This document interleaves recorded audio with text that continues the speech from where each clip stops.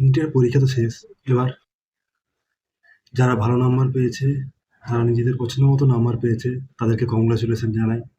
যারা নিজেদের পছন্দ মতো নাম্বার পায়নি কিন্তু কোনো না কোনো মেডিকেল কলেজ পাচ্ছে, তাদেরকে কংগ্রাচুলেশন জানাই।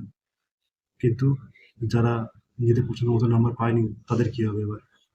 প্রথমেই তাদের বলবো, তারা যেন 1 সপ্তাহের জন্য একটা ব্রেক নেয়।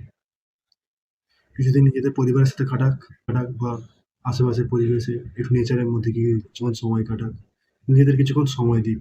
কিছু জিনিস নিজের মধ্যে নিজে ভেবে দেখুক। এটাই নিজেদের সেই ক্রুশিয়াল সময়, যখন পরের 1 বছরে বা পরের পুরো জীবনের কোন দিকে যেতে চলেছে, সেই রাস্তা নির্ধারণ করার।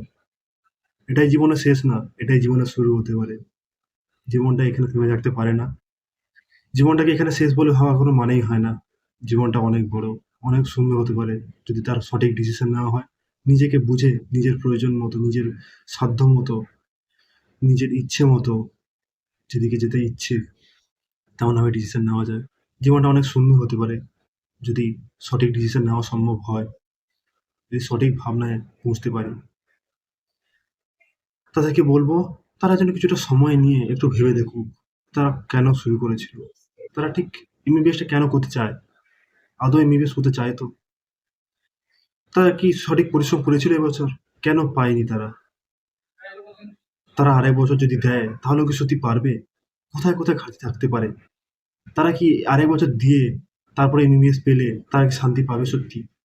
তাদের মনে হবে না তো যে আমি 1 বছর নষ্ট করলাম?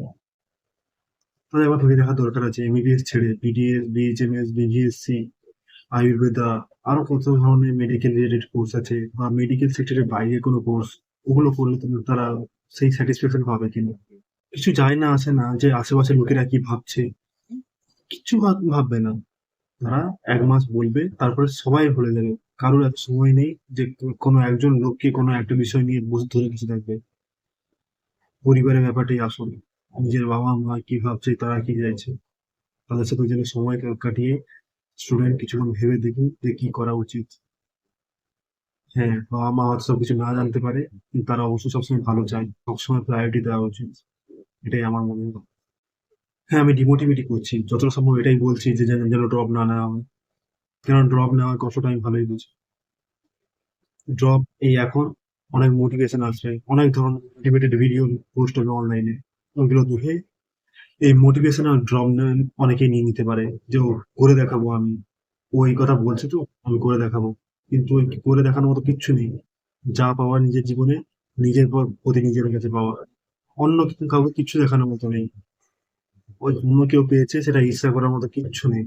তার জীবন আলাদা, নিজের জীবন আলাদা। কারোর সাথে কোনো কম্পেয়ার করে কিচ্ছু হবে না। আলটিমেটলি নিজেই নিজের সাথে থাকতে হবে। নিজে যা করবো তার ফলাফল নিজেকেই ভুগতে হবে।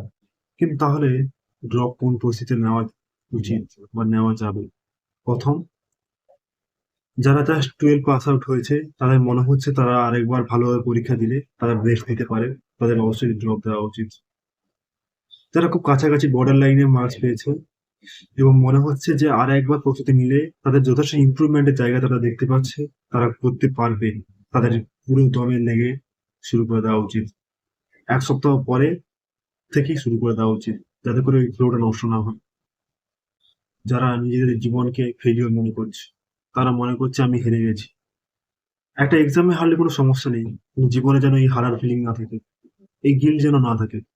এই গিল্ট থেকে বেরোনোর যদি একটাই পথ মনে হচ্ছে যে আবার এক্সাম দিতে হবে, এই হার স্বীকার করা যাচ্ছে না, তাহলে এক্সাম দেওয়া উচিত। কোনো মতে ছাড়া উচিত না। কত কম্পিটিশন বাড়ছে, কত কি বাড়ছে, কত প্রেসার বাড়বে, সিলেবাস পরিবর্তন হচ্ছে, কিচ্ছু ভাবা উচিত না। যদি মনে হয় যে জীবনে হেরে যাচ্ছি, জিততে হবে, শেষ লড়াই লড়তে হবে, তাহলে লড়তেই হবে। 1 সপ্তাহ পরে আবার শুরু করে দাও। পরিশ্রমের কোনো অল্টারনেটিভ হয়নি। সফলতার জন্য 3টে জিনিস দরকার: কনফিডেন্স, ক্ল্যারিটি, কনসিস্টেন্সি। কনফিডেন্স পরিশ্রম থেকে আসে, যতটা পরিশ্রম করবে ততটা কনফিডেন্স আসবে।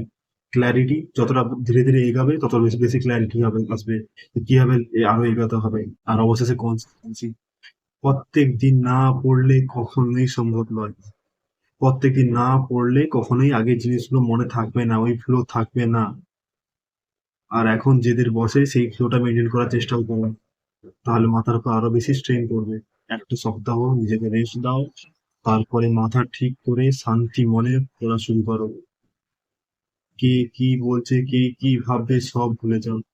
নিজের একটা রুটিন তৈরি করো। রুটিন পড়াশোনার নয়, রুটিন নিজের বাকি কাজগুলোর জন্য। কিছু এক্সারসাইজ বা বাইরে ঘুরে আসা, এই ধরনের কাজগুলো কখন কি করবে। একটা বড় সংঘর্ষের জন্য প্রস্তুত হও। জীবনে তোমার হার জিতে শুধু তোমার আর তোমার বাবা মারই যায় আসবে, আর কারো কিচ্ছু যায় না আসলে। যদি জিতে যাও, তাহলে আজ যারা তোমার বিপক্ষে কিছু বলছে তারা কালকে তোমার কাছে সাহায্য নিতে আসবে, কিন্তু তাতে তোমার কি হবে? কিছুই পাবে না তুমি। ওই মেন্টাল স্যাটিসফ্যাকশন কিচ্ছু হয় না। আলটিমেট তোমার সংঘর্ষ তোমাকে লড়তে হবে, তোমার জিত তোমাকে জিততে হবে। সবার জিত একই দিকে নয়, ভেবে দেখো। যদি অন্য কোনো রাস্তায় তুমি নিজের সফলতা ফিরে পেতে পারো, নিজে শান্তি পেতে পারো, তাহলে অবশ্যই সেই রাস্তা নাও। সবাইকে সেই একই ভিড়ের মধ্যে যেতে হবে তার কোনো মানে নেই। সময় নাও, নিজেকে সময় দাও। নিজের বাবা মার কথা অবশ্যই ভেবে দেখো।